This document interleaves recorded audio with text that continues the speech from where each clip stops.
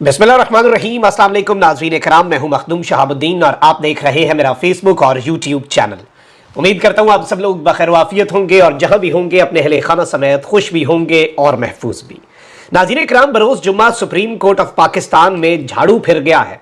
बड़े पैमाने पर उखाड़ पिछाड़ जो है जस्टिस काजी फाइज ईसा साहब ने कर दी है और यूं लग रहा है कि चीफ जस्टिस काजी फाइज ईसा इस वक्त एक अलग मूड में है। और आते साथ ही उन्होंने जिस तरह से इब्तदा में सुप्रीम कोर्ट में अपनी टीम में तब्दीलियां की, उसके बाद सुप्रीम कोर्ट का फुल कोर्ट बेंच बनाया, फिर 77 साल तारीख में पहली मरतबा पीटीवी पर बराह रास्त नशर किया गया सुप्रीम कोर्ट की समाअत को। उसके बाद बहुत सी चीजें हो रही थी, लेकिन सरप्राइज तो सबसे बड़ा यही था कि अब फैजाबाद धरना केस जो है उसमें जो फैसला था जस्टिस काजी फाइज ईसा का, उस फैसले के खिलाफ नजर सानी की जो अपील है उस मामले को फिक्स कर दिया गया है और एक बेंच बनाया गया है। इस बेंच के हवाले से यही कहा जा रहा है कि जिस तरह जस्टिस बंदयाल साहब के बारे में कहा जाता था कि वो एक हम ख्याल बेंच बनाते हैं, तो इस बेंच को भी हम ख्याल बेंच डिक्लेयर किया जा रहा है। लेकिन इस सब के अंदर बड़ी आम तरीन डेवलपमेंट से एक जानिब तो सुप्रीम कोर्ट के अंदर हुई है अखाड़ पिछाड़। दूसरी बड़ी खबर है कि जनरल फैज का केस किसके कहने पर लगा, बेंच किसने बनवाया, बेंच के मामलात क्या हैं, ये डिटेल्स भी आपके सामने रखनी है। इस सब के अंदर पाकिस्तान की एजेंसीज अभी क्या किरदार अदा कर सकती हैं और पाकिस्तान की एजेंसीज इस सब के अंदर क्या रोल प्ले कर सकती हैं, ये डिटेल्स भी बड़ी अहम है। जबकि जज साहब जो हैं डट गए हैं। जुडिशरी आपको पता है कि बहुत से मामलात के ऊपर डट रही है और जुडिशरी के सबर का पैमाना भी लबरेज हो रहा है। इमरान खान साहब और बुशरा बीबी को बड़ा रिलीफ भी दिया गया है और यूं लग रहा है कि इस वक्त पाकिस्तान की जो जुडिशरी है, जिसमें आपके हाई कोर्ट्स हैं और आपकी सुप्रीम कोर्ट है, हाई कोर्ट्स के जो जजेस हैं स्पेसिफिकली हाई कोर्ट के जो जजेस हैं उनमें एक अजीब सी आप कह लें कि बेचैनी सी पाई जा रही है। और इस सब के अंदर आपको पता है कि जिस तरह के फैसले रिसेंटली आ रहे हैं और इंतजामिया जो है, जो डिप्टी कमिश्नर हो जाए, आईजी इस्लामाबाद हो जाए, आईजी पंजाब, इन सब के खिलाफ तौहीन अदालत की कार्रवाइयां और तमाम तर चीजें जो है वो इनिशिएट भी की जा रही हैं। और इसमें आप देखें कि जस्टिस बाबर सत्तार साहब ने डिप्टी कमिश्नर के खिलाफ तौहीन अदालत, फिर उसे अपने एमपीओ के इख्तियार को इस्तेमाल करने से रोकना। इसके साथ ही साथ अगर आप देखें कि लाहौर हाई कोर्ट, इस्लामाबाद के आईजी जो है उनके तौहीन अदालत के और नोटिस और उन्हें उनके नाकाबिले जमानत वारंट गिरफ्तारी जारी करना, ये सब कुछ। और कल भी यही मामला हुआ नाज़रीन इकराम, ये जो बार बार गिरफ्तार करने का अमल है कि अदालत से बार बार रिहाई और बार बार गिरफ्तार। तो इस्लामाबाद हाई कोर्ट के जस्टिस मियां गुल हसन औरंगजेब ने अली वजीर वाले केस के अंदर ये बात कही और उन्होंने खुलकर ये बात कही, बड़े वाज़ेह अंदाज में उन्होंने ये ऑर्डर दिया कि आईजी इस्लामाबाद इस तरह के अफसरान जो कि इस तरह के काम कर रहे हैं और इस तरह की गिरफ्तारियां करते हैं कि अदालत बार बार रिहा करती है और वो बार बार गिरफ्तार कर लेते हैं। अदालत के ऑर्डर्स की ये तौहीन नहीं तो फिर और क्या है? जुडिशियल ऑर्डर्स को अंडरमाइन करना, उनकी इंटेग्रिटी को अंडरमाइन करना नहीं है तो फिर और क्या है? ऐसे अफसरान की फहरिस्त बनाई जाए, उनके खिलाफ तहकीकात की जाए और फिर उनके खिलाफ कार्रवाई भी की जाए, ये कहना था जस्टिस मियां गुल हसन औरंगजेब साहब का। अब यहां पर नाज़रीन इकराम कुछ अहम तरीन डेवलपमेंट्स हैं जो सामने आई हैं।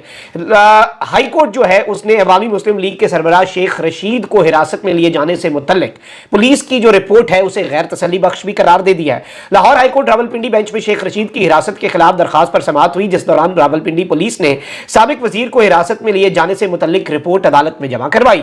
पुलिस रिपोर्ट के मुताबिक शेख रशीद फेज 3 से गिरफ्तार हुए, जो रावलपिंडी पुलिस की हुदूद में नहीं आता। दौरान समाअत Lahore high court Rawalpindi bench के जस्टिस सदाकत अली ने पुलिस की रिपोर्ट गैर तसल्ली बख्श करार देते हुए आरपीओ रावलपिंडी को 26 सितंबर को तलब कर लिया है। अब ये जो डेवलपमेंट्स हैं, ये अगर आप समझें तो इन डेवलपमेंट्स के अंदर एक मैसेज पोशीदा है कि ये सब कुछ क्या हो रहा है। ऑल्दो शेख रशीद साहब को इस तरह से गायब कर दिया जाना, कोई उनकी इस वक्त ओनरशिप ही नहीं ले रहा।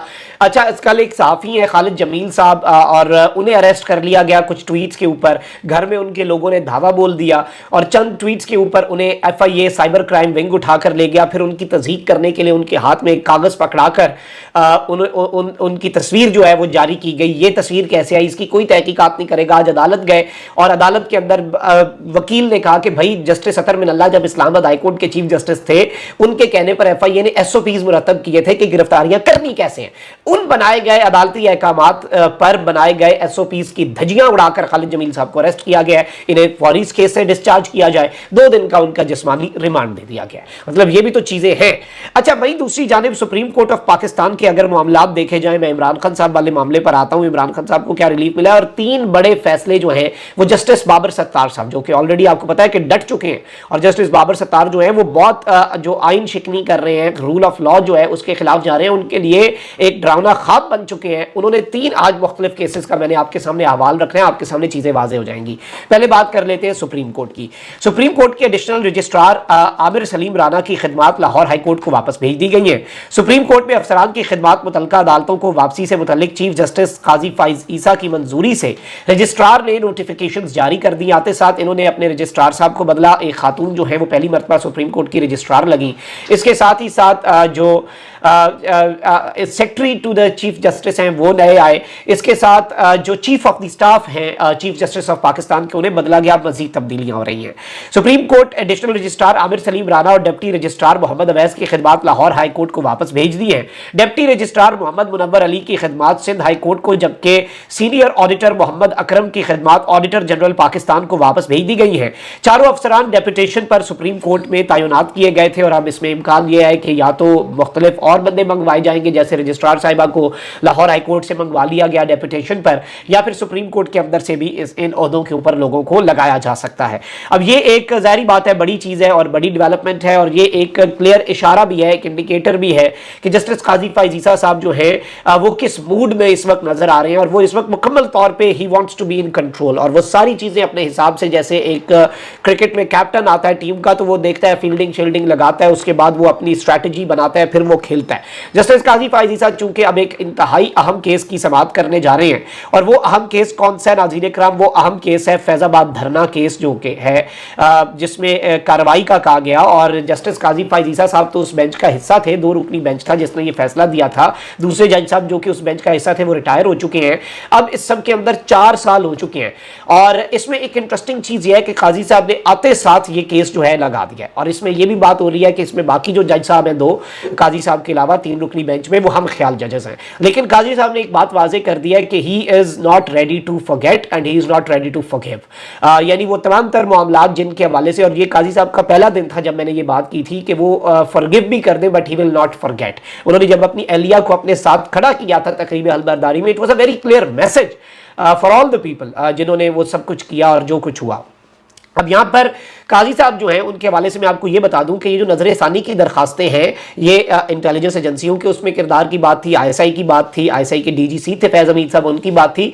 तो इस सब के अंदर एक चीज, एक नुक्ता है जो समझने वाला है कि ये जो नजर सानी की दरखास्तें हैं जो कि अब काजी साहब ने सुननी है, और ये बेंच जो है ये काजी साहब ने बनाया, और इसमें यह भी कहा जा रहा है कि ये सिर्फ काजी साहब ने नहीं बनाया बेंच, ये 3 जजेस जो है उनके मशवरे से बेंच बनाया, और ये केस जो है फिक्स हुआ है, और 4 साल से ये केस जो है ये फिक्स नहीं हो रहा था, यानी इस केस को बिल्कुल साइड पर रखा गया था कि इसे छेड़ा ही ना जाए। नजर सानी की जो दरखास्तें हैं वो दायर की गई हैं पाकिस्तान तहरीक इंसाफ की तरफ से, शेख रशीद साहब की तरफ से, मुस्लिम लीग ज़ियाद के एजाजुल हक साहब की तरफ से, आईएसआई और पाकिस्तान की एजेंसीज की उनके बिहाफ पर वजारत दिफा की जानिब से, और ये सारी की सारी नजर सानी की दरखास्तें वापस भी ली जा सकती हैं। लेकिन अब चूंकि केस जब सुना जाएगा और ये बात अगर कर भी दी जाती है कि जी हम ये नजर सानी की दरखास्तें वापस ले रहे हैं, उस केस में भी मामलात इतने आसानी से हल होते हुए नजर नहीं आ रहे, मार्क माई वर्ड्स, क्योंकि पूछा जाएगा ठीक है जी आप तो वापस ले रहे हैं, अदालती फैसला तो अपनी जगह, हम केस को रिव्यू नहीं करते, हम केस पे नजर सानी नहीं करते, और जस्टिस काजी फाइज ईसा साहब सिर्फ इस काम के लिए तो नहीं ना उन्होंने ये केस लगाया, 4 साल पुराना केस इस तरह से अचानक तो नहीं लग जाता कि बस ठीक है आपने वापस लिया, ओके अल्लाह अल्लाह खैर सल्लाह।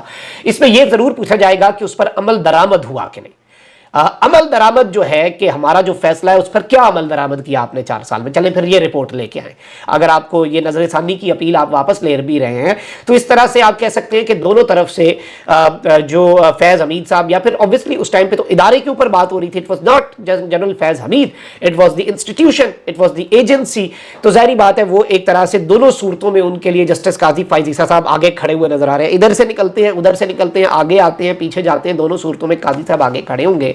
और ये कोई इतना आसान और इतना सादा केस नहीं होगा, मैं तो कहता हूं ये भी अगर इसे भी पब्लिक कर दिया जाए, ये भी एक बड़ा पब्लिक इंटरेस्ट का केस है। अच्छा भाई, दूसरी जानिब बड़ी दिलचस्प चीजें हो रही है। चेयरमैन सेनेट हैं सादिक सजरानी साहब, उनके भाई राजिक सजरानी को तौहीन अदालत का नोटिस भी जारी हो चुका है, और इस्लामाबाद हाई कोर्ट ने कहा है कि 22 सितंबर को ये जाती हैसियत में पेश हो, और जस्टिस बाबर सत्तार ने तौहीन अदालत का तहरीरी हुक्मनामा जारी किया है। और इस सब के अंदर मैं आपको ये बता दूं कि ये इनके साथ हुआ ये है कि टॉप 1 रिहाइश अलॉट की गई है इन्हें गैर कानूनी तौर पर, टॉप 1 रिहाइश ग्रेड 21 या 22 के अफसरान को अलॉट की जाती है और ये बेसिकली MD है, सेंडेक टाइप 1 रिहाइश इन्हें अलॉट कर दी गई है और इस सब के अंदर 2046 तक इस रिहाइश गाह को अलॉट किया गया। मतलब पूरी ज़िंदगी इंजॉय करें इसे, अगले 20-25 साल आप इंजॉय करें, तो इसके ऊपर उन्हें तौहीन अदालत दे दी गई है। इसके साथ ही साथ एक और बड़ी दिलचस्प चीज हुई है, शहरियों की इलेक्ट्रॉनिक सर्वेलेंस और टेलीफोन कॉल्स रिकॉर्डिंग की सलाहियत किस इदारे के पास है। इस्लामाबाद हाई कोर्ट ने वजीर आजम ऑफिस, वजारत दाखिला और वजारत दिफा से दोबारा रिपोर्ट तलब कर ली है। जस्टिस बाबर सत्तार ने ऑडियो लीक्स के खिलाफ केस की समाअत का तहरीरी हुक्मनामा जारी किया है। विफाकी हुकूमत के किसी डिवीजन ने अपनी रिपोर्ट में अदालती सवालों के जवाब नहीं दिए। जवाब दें किस एजेंसी के पास शहरियों की इलेक्ट्रॉनिक सर्वेलेंस और कॉल रिकॉर्डिंग की सलाहियत है। अदालत तहम्मुल का मुजाहरा करते हुए रिपोर्ट जमा कराने का एक और मौका दे रही है। हुकूमत के किसी डिवीजन ने अपनी रिपोर्ट में अदालती सवालों के जवाब नहीं दिए। अदालत तहम्मुल का मुजाहिरा कर रही है। हुकूमत और मातहत इदारे अदालती सवालों के जवाबात पर मुश्तमिल नई रिपोर्ट जमा करवाएं, वरना इंटेलिजेंस एजेंसी और टेलीकॉम ऑपरेटर से बराह रास्त जवाब तलब करेगी ये अदालत। पाकिस्तान टेलीकम्युनिकेशन अथॉरिटी भी अपनी नजरसानी शुदा रिपोर्ट जमा करवाए। PTI बताए कि कानूनी मकासद के लिए फोन कॉल्स रिकॉर्डिंग का इख्तियार किसके पास है। बताया जाए कि फोन कॉल्स रिकॉर्डिंग की इजाजत का फ्रेमवर्क और मैकेनिज्म क्या होता है। PTI ने टेलीकॉम ऑपरेटर्स को कॉल रिकॉर्डिंग की इजाजत देने के लिए हिदायत जारी की। PTA की ऐसी हिदायत और लाइसेंस फराहमी की तफसीलात भी रिपोर्ट का हिस्सा बनाई जाएं। 31 अक्टूबर को आइंदा समाअत जो है जस्टिस बाबर सत्तार साहब ने लगा दिया, लेकिन वो कह रहे हैं बताएं तो सही किस एजेंसी ने ये सर्वेलेंस करनी होती है। आए बाएं शाएं नहीं, अगर मगर के ऊपर काम नहीं चलेगा। इसके साथ जस्टिस बाबर सत्तार साहब ने एक और काम किया है। चेयरमैन PTI के अलिया बुशरा बीबी ने मुबैना ऑडियो लीक के मामले पर FIA तहकीकात के खिलाफ मुतफर्रिक दरखास्त दायर की थी, जिसमें मौक़िफ़ इख्तियार किया था कि इस अदालत में मरकजी केस पहले से ज़ेर समाअत है और अदालत ने 18 सितंबर को FIA को कानून के मुताबिक कार्रवाई की हिदायत की। दरखास्त में मजीद कहा गया है कि मरकजी केस अब 30 अक्टूबर को समाअत के लिए मुकर्रर है।